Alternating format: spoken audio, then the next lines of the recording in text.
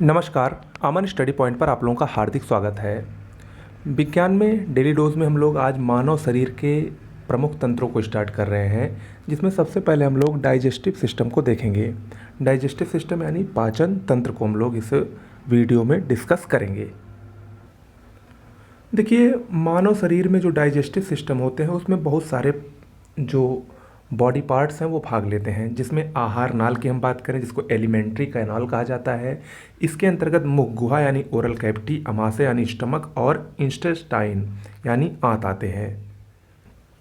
ये सभी भोजन को पचाने में सहायता करते हैं। इसके साथ साथ कुछ सहायक ग्रंथियां भी आती हैं, जैसे लीवर हो गया और पैनक्रियाज यानी अग्नाशय हो गया। तो इन सभी को हम लोग डाइजेस्टिव सिस्टम के अंतर्गत पढ़ेंगे। शुरुआत करते हैं आहार नाल से। तो आहार नाल, देखिए आहार नाल क्या होती है, एक लंबी नली टाइप की होती है और इसी के अंतर्गत बहुत सारे पार्ट्स आते हैं।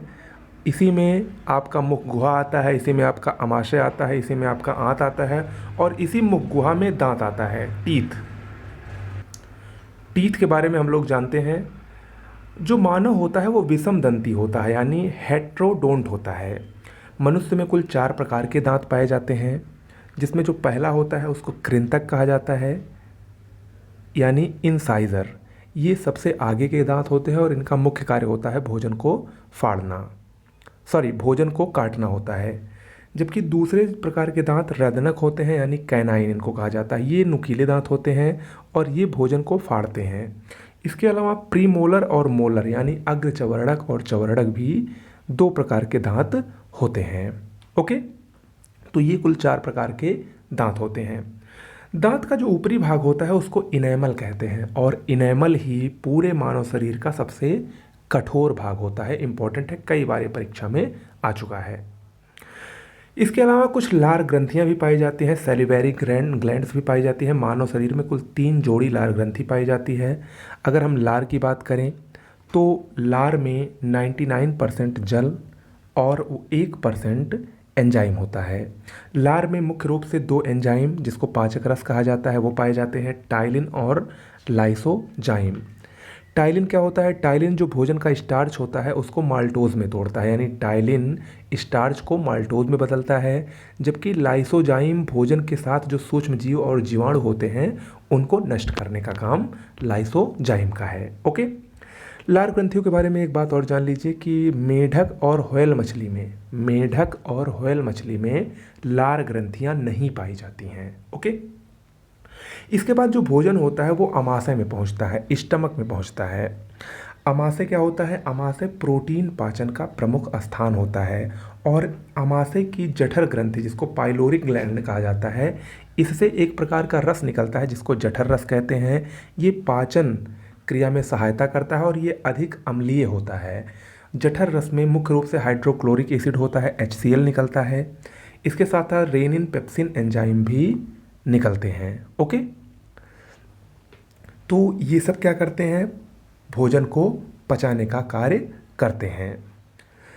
अमाशय के बाद जो भोजन होता है वो पहुंचता है छोटी आंत में, स्मॉल इंटेस्टाइन में, और छोटी आंत में ही पाचन की क्रिया लगभग 95% पाचन की क्रिया छोटी आंत में ही पूर्ण होती है। छोटी आंत की लंबाई अगर बात करें तो 6 से 7 मीटर होती है। छोटी आंत से भी कुछ प्रमुख एंजाइम निकलते हैं जैसे माल्टेज, सुक्रेज और इरेप्सिन। माल्टेज जो होता है ये माल्टोज को ग्लूकोज में कन्वर्ट करता है। सुक्रेज जो होता है ये सुक्रोज को ग्लूकोज में कन्वर्ट करता है।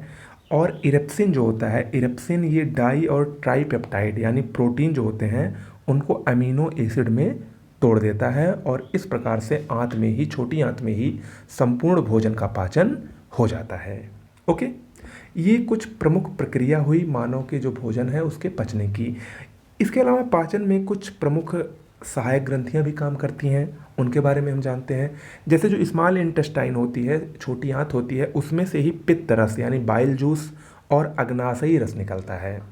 पित्त रस के बारे में जान लीजिए, बाइल जूस के बारे में जान लीजिए, बहुत ही महत्वपूर्ण है, अक्सर इससे प्रश्न पूछे जाते हैं। पित्त रस यकृत यानी लीवर द्वारा इसका स्रावण होता है, यानी लीवर से ये निकलता है। लेकिन ये स्टोर कहाँ होता है, संग्रहित कहाँ होता है? गाल ब्लैडर में, पित्ताशय में। ओके, मानव शरीर में प्रतिदिन 600 ml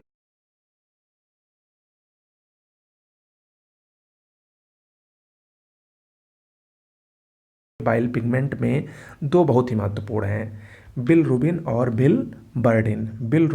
बिलिबर्डिन, ये दोनों बहुत ही महत्वपूर्ण हैं। यहाँ पर एक बात मैं और आपको बता दूँ कि जो वसा में घुलनशील विटामिन होते हैं ए, डी, ए और के, यानी vitamin A, vitamin D, vitamin E और विटामिन के, ये वसा में घुलनशील विटामिन हैं। इनके एब्जॉर्बशन में भी पित्तरस की महत्वपूर्ण भूमिका होती है।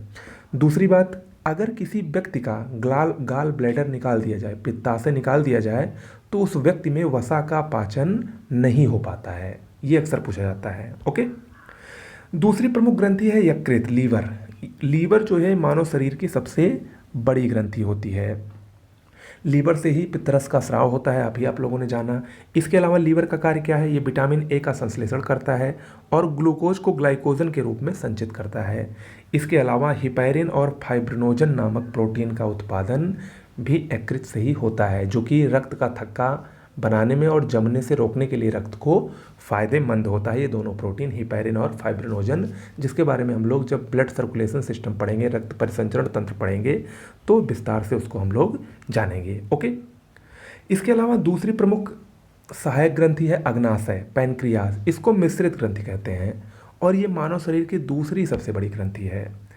अग्नाशय से ही अग्नाशयी रस निकलता है, जिसमें ट्रिप्सिन, एमाइलेज और लाइपेज का स्रावण होता है।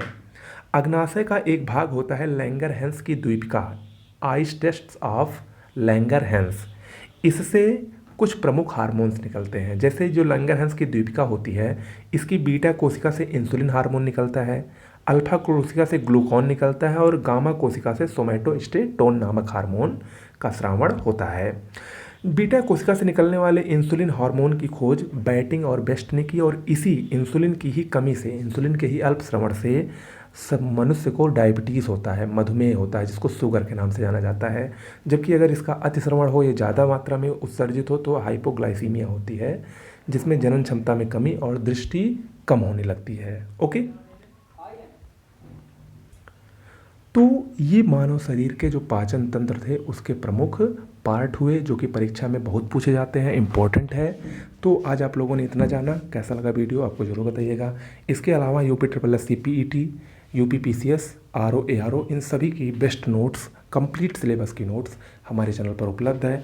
अगर आप लेना चाहें तो उसके लिए आपको 9451900992 इस नंबर पर व्हाट्सएप या टेलीग्राम के जरिए मैसेज करके सारी जानकारी प्राप्त कर लेनी है। ओके, नमस्कार।